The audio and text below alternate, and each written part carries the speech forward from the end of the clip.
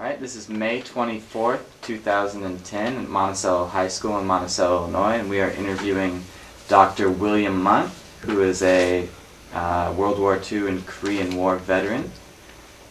He was born on, looks like September 10th, 1926, and we are here with our AP US History class, and let's conduct an interview. Let's just start off with some simple questions. What wars and branches of the service were you involved in, Mr. Mundt? What wars? What wars and branches of service were you involved in? Well, I was always in the, started out in the Army Air Corps and then he shifted to the USAF, so I was in that all the time. And I was in during World War II and also Korean War. And I got overseas finally on both the Cold War. Wonderful. And what were your ranks in these various organizations? Final rank was captain. Okay. Is that an 03? Okay, I understand. Where all did you serve? Well, I did most of my, let's see, I started out in the Army Corps. I always wanted to be a pilot. So I went in there and started that in a bad place. I'm not even going to name it in Texas. It was just a lousy place to learn to fly. But anyway, we were, I took a series of STA9 tests, capital STA9, in order to qualify for pilot, bombardier, or navigator. And the total score, the best score was 27. I had 25. The pilot was that. So I always wanted to be a pilot. So I passed all the tests and everything, so I was put in the enlisted reserve corps. We only had about 10,000 people ready to go ahead and do it. So we waited until finally the war ended, and then I was just thrown off to camera school. But then my appointment to West Point came through.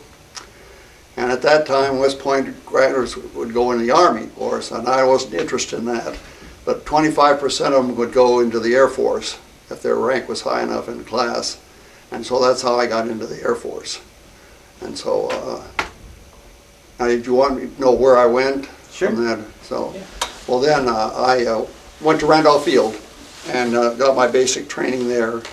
And then, depending on where you want, all the hotshot pilots want to go into jets, single engine jets. But I went to bombers and two engine. So after I left Randolph Field, I went to Enid, Oklahoma, and took model engine training there and graduated in B-25s at that time in 1950. And then I was sent to the bomb squadron in 32nd Bomb Squadron in Shreveport, Louisiana, and we were flying B-29s. And I finally got on a select crew. Select crews were those who flew the atomic bomb, and I actually had a target in Russia. So that's how I got involved in the Cold War. And then I went overseas in the SAC had I was in Strategic Air Command, and SAC had a rule that for 3 months of the year, all year, 3 months TDYs, we went over to Lincoln at Lakenheath and flew our missions over there. At that time we did have a target in Russia.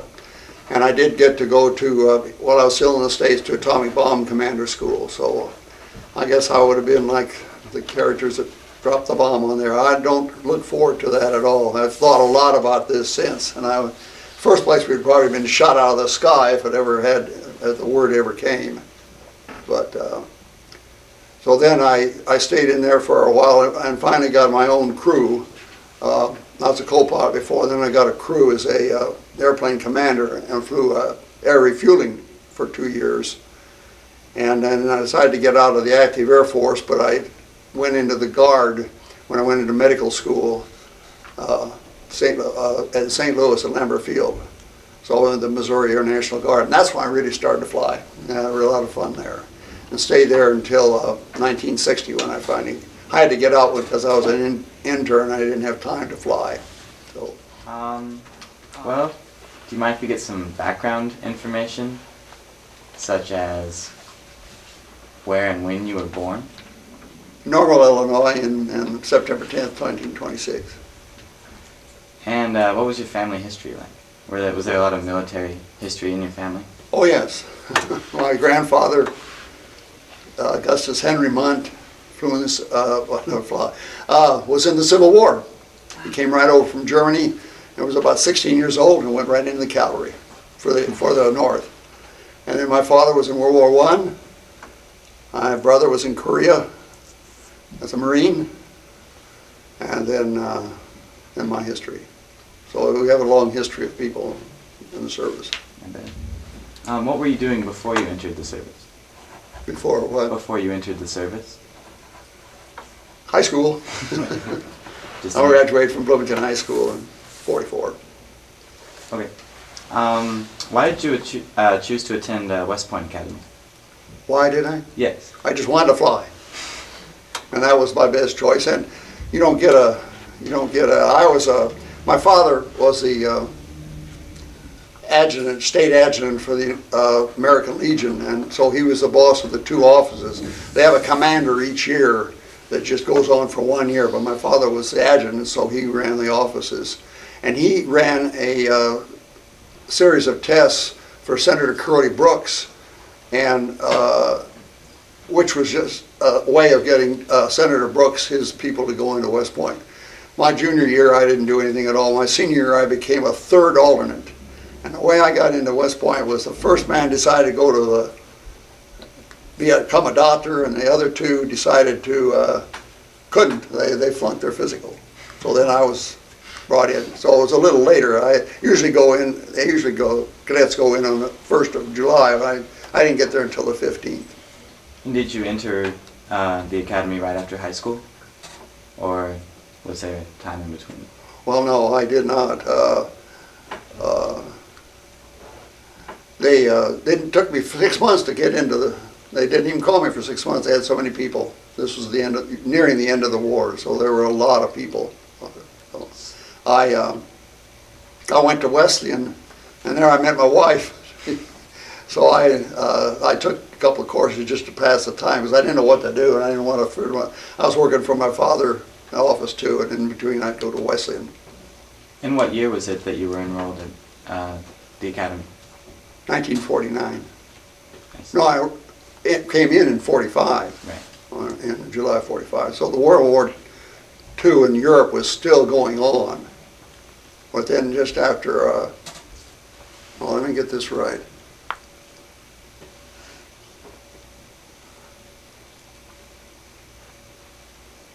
World War II was still going on there when I went into the point.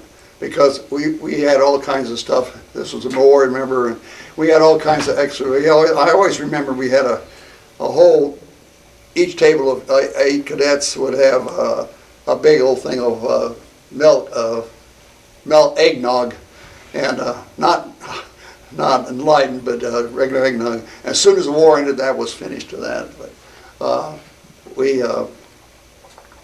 I don't think I would gotta go to West Point again, but at the time it was a free. I think they value the education at $100,000 a year. Can I speak? Yeah, sure. What was it like to be at West Point during World War II? Well, they had a lot of bad habits sneak in.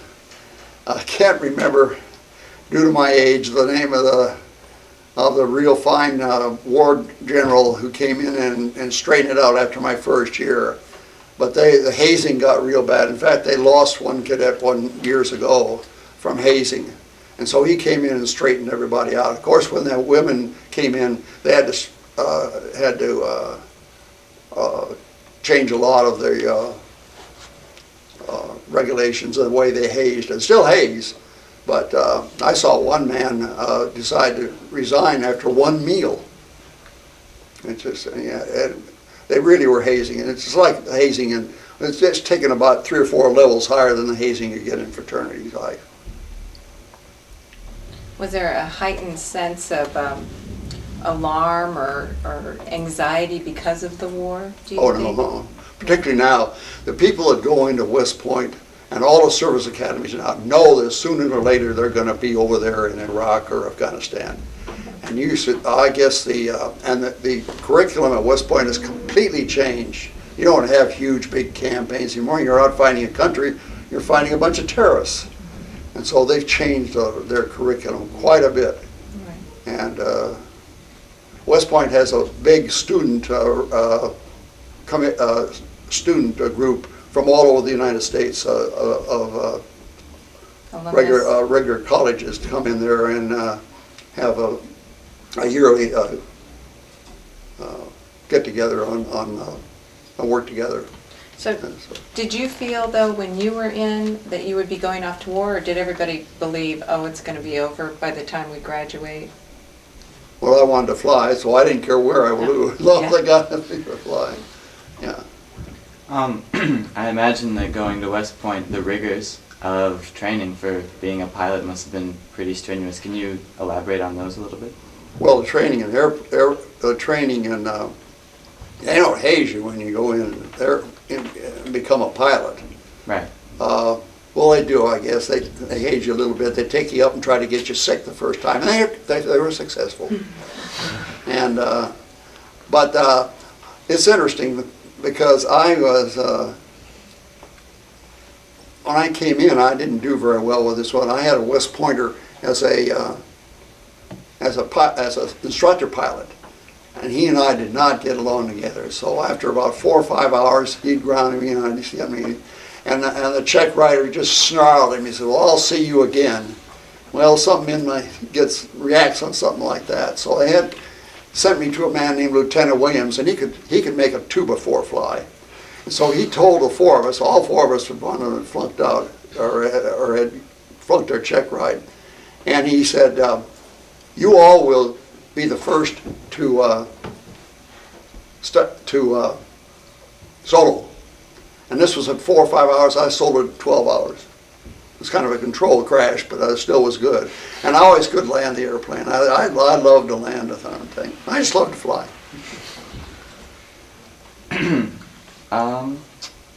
So what were your general duties? I know that's kind of an interesting question because you were mostly stationed in the United States, but throughout the wartime, especially during World War II, obviously you were at West Point, but during Korea, what were your duties? Well, during the time we were in Korea, I could not go to Korea because I knew the war plan. And so we were just training all the time on the missions. We'd train on radar bombing, insight bombing, navigation legs. Now the pilots would train on instruments. We'd have a hood that we'd place over our head, and so we just use instruments to fly. And instrument flying was very important. So we were kept busy. I remember one time in Shreveport, one lucky crew got to fly 3 months of regulations. It took 44 straight hours, and that, of course, we were giving fuel. They were giving a fuel to B-50s at the time, and so he had to refuel at least 3 or 4 times. And 44 straight hours in the air. They accomplished almost everything except the visual bombing, because it was socked over, and so they just had to forget that part of it. I see. You mentioned something about knowing the war plan. Why couldn't you go to Korea if you knew the war plan? Because if they capture you, they'd be able to get it out of you. I think so. We went to escape and invasion school to make sure. Now they've got a desert escape invasion room. They've got a water over the water one, and mine was a mountainous escape and invasion school out in California above Lake Tahoe. And we had to go so many miles as a crew, and more or less live off the land. They gave us some things, but then we had to make do with what we could find. So, and if they caught us, then they would go ahead and interview us. And sometimes it got pretty bad. see. So you're a doctor, and were you a doctor in the Army or in the Air Force, or was that afterwards? No, that's afterwards. I see. So when you were involved in the service, did you experience much camaraderie? Do you have long-lasting relationships Oh, with yes. people still? Particularly West Point. Really? We belong to a listserv on the internet of graduates of West Point, of the 49er class. And we're always writing to each other and emailing each other. And they very close to people that need help in the area. You know, they'll come by, and particularly, of course, now at our age, we've got all kinds of health problems, and so it's very close. And it's also close as a crew and in the Air Force. You have to be around these people all the time. And the better you get along, the better crew you are. I understand. How was the reaction at West Point when the war did end? Was it, I don't really know how to describe it. Not bad. We just kept on going. What we Just do. I mean, not you know, really. we didn't. As I said, the only thing we had was we didn't get to eat as well as they did before, and that was about it. And we just went. Our main interest, of course, full time was to graduate. You know. What was the response of the cadets when the bomb was dropped? What did they think? I mean, did they know what it was? Were They aware? really didn't know the ins and outs of what it was, because let's face it, we never had an atomic bomb before. In the JMA, they have an area of book reviews, and ordinarily I didn't look at it, but I did happen to look at this one, and there was a book by a Japanese doctor who was at Hiroshima and had terrible radiation burns, and he decided to, and he was the one who was we never had radiation burn though, this was all new. And so he was almost dead. I mean, he just about died, but he didn't, and he was very observant, so he found out all the symptoms of radiation disease, and was the one who wrote a book about that. But you should have read that book. I wish I could remember where it's somewhere in all the books at home, and I can't find it again. And he based his findings on his own That's right, situation. and what he saw. But you guys didn't really know as young cadets what it was or what the. No, we had no idea. It was all brand new. Yeah. We were just as in the cold, just like everybody else. It was kept very secret. Right. Very secret. On a lighter note, why did you eat better during the war as opposed to after the war? Why did I what? Eat better during the war as opposed to after the war. You had to tell the powers that be at West Point, I guess. Well, it's the only thing I'm saying that we didn't eat. We ate really fine. We had, and particularly if we're on a corps squad, if you like a football team, a basketball team, track team, then all those guys could fall out of things instead of sitting erect on the outer side of your and eat with a square thing. That's all the plebes had to do. And no, the only thing I said that was a pitcher of eggnog on each table. That's the only thing I saw. The rest of it was no change at all. A plebe is a first year? Yes. Yeah. Then the next one is a yearling, and the third was a cow, and the fourth is a first classman. So how many years overall did you spend in the military? At 16. 16 years. And was the readjustment to civilian life easy or difficult? Well, I was so busy trying to be a doctor, it was fine. I assume it was. Well, you see, I had a great good fortune to go to St. Louis. I was picked up by Washington University Medical School, which is one of the finest ones in the world still. And so this is the Barnes Hospital complex, and so I did all my work in there. Well, they happen to have a very fine Air National Guard outfit at Lambert Field, and so I immediately joined that. And that's where I really got to do a lot of flying. Where did you typically fly whenever you flew out of Lambert? Did you do just training exercises? Or? Well, we were flying B-29s all the time. Then when I got to Lambert Field, I flew Douglas B-26s, which was a fighter bomber. It was probably the hottest engine non-jet that we really had in the service. And then we got jets, and I got to fly T-Birds and F-84Fs. Wow. Do you still fly to this day? Oh no, I tried to keep it up. I made a mistake.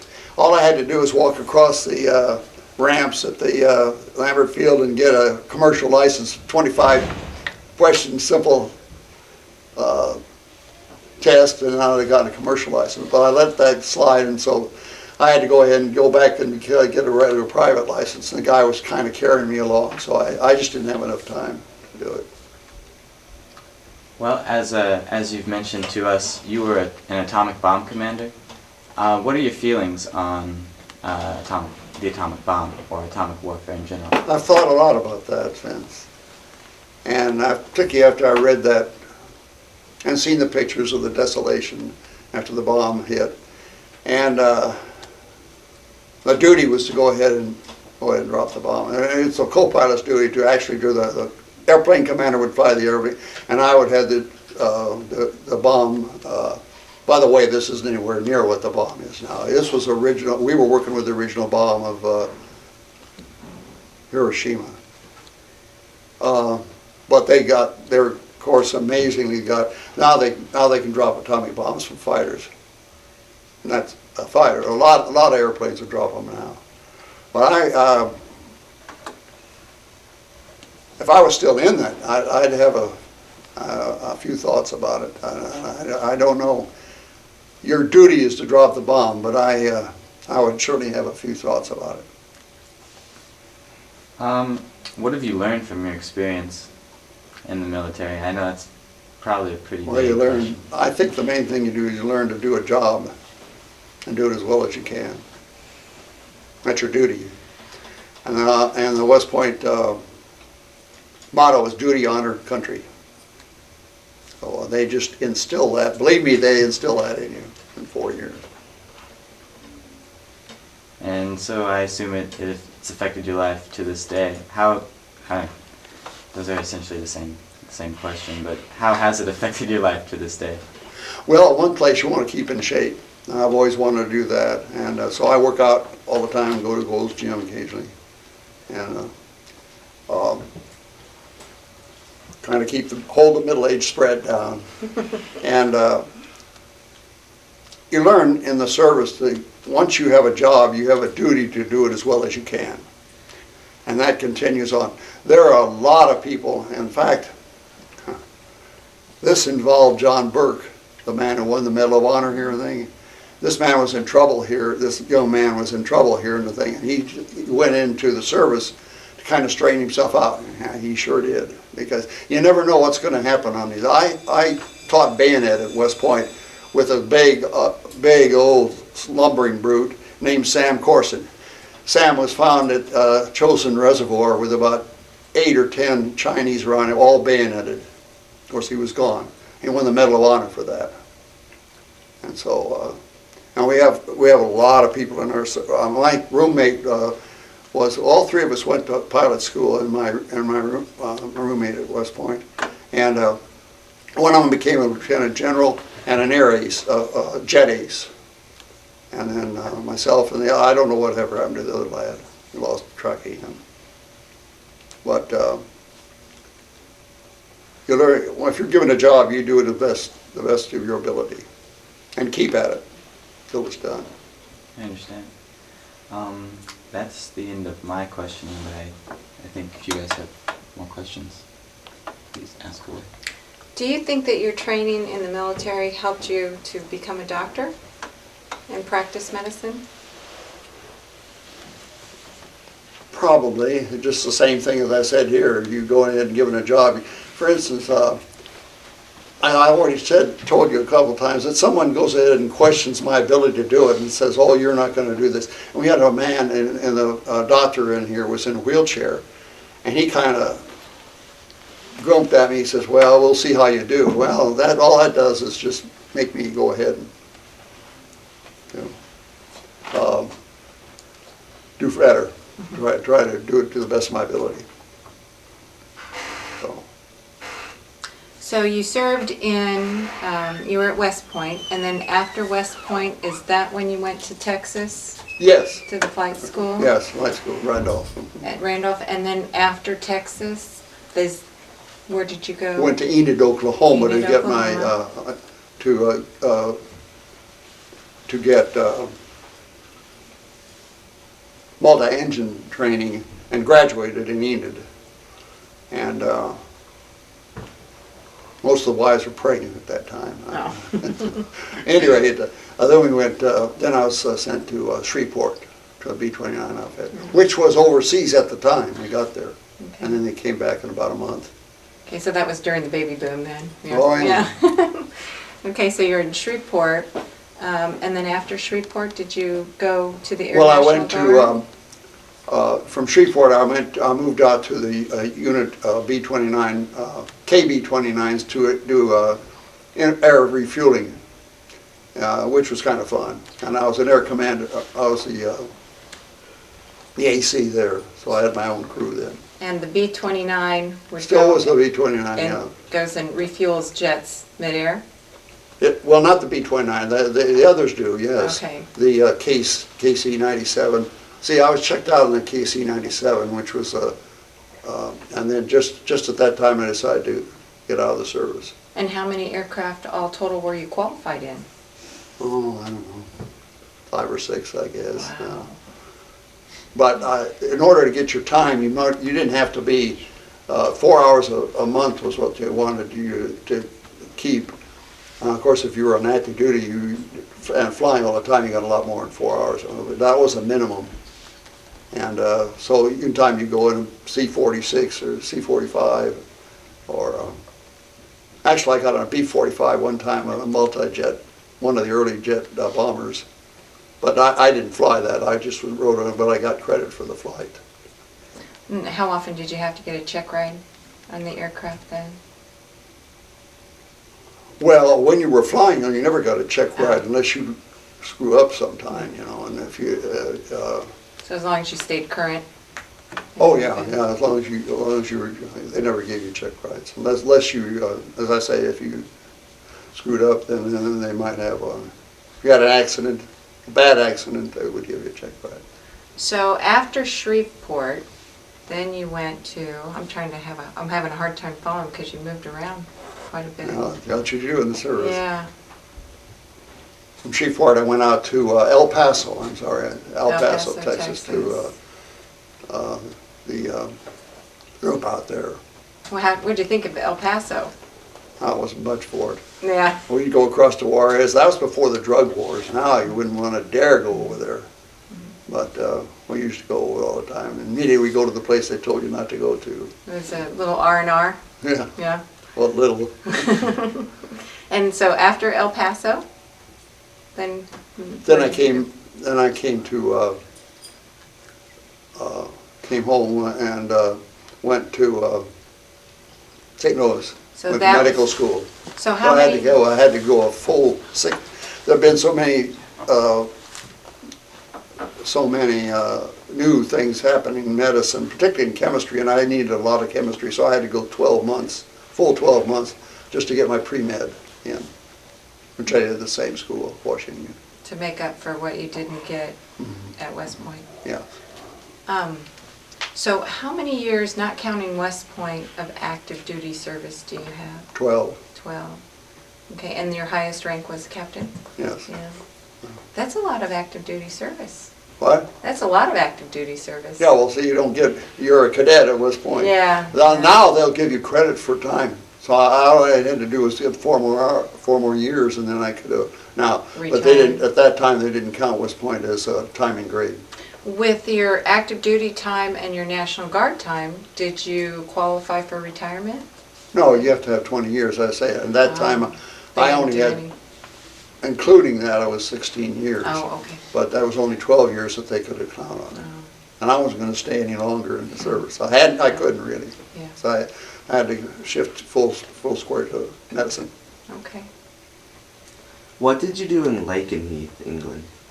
Oh, we flew missions all the time out of Lakenheath, just like we did at home. It was kind of interesting at Lakenheath because England's England, and we were there from September to December. and there was a lot of socked-in days. And they had a thing called ground-controlled approach, which saved a lot of people's lives. It was a radar-directed thing, and they would direct you from the time your wheels left off the ground. And one time we went off in a complete cloud. I mean, it was socked in down to the ground. As we lifted up our wheels, we were in the clouds. We went in for our mission, which is above the clouds usually, and then we came back, and the ground control approach and so the time our wheels touched the ground, we were still in it. That's why you had to fly instruments. That's why you had to fly instruments. Yeah. That's right. And where were you stationed when you had the atomic bomb target in Russia?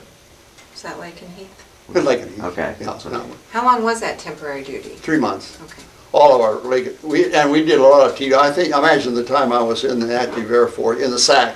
I was on TDY half the time. TDY is an Army acronym for temporary duty.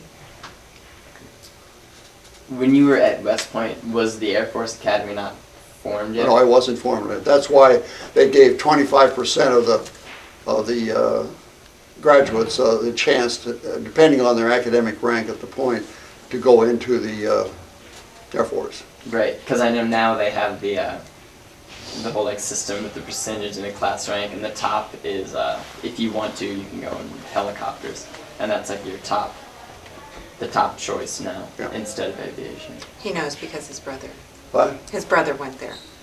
Uh, Any other questions? You guys got questions? Is there anything you'd like to add? What? Is there anything you'd like to add? No, it's one thing that I don't think the people realized how many citizens of the United States were geared to go into the service. There were over 2.5 million in the service, all the services during World War II. And as I say, when I passed those really strict tests, the Stay-9 tests in here, I was joined by 10,000 other. One poor soul was our crew leader, and I went through basic twice. They didn't know what to do with this. And so he was in charge of, but he was on what they called online for becoming a pilot for a full year. Then the war ended, and all the pilots and they were free to come. Now I don't think any of them ever came from Europe and went across the United States over to because the war ended too quickly. But they would have. So they would have been in both two theaters of action.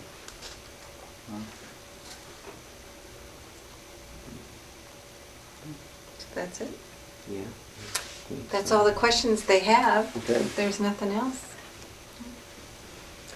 No, I was Oh. gonna clap. All right. Well, thank you very much. Thank you.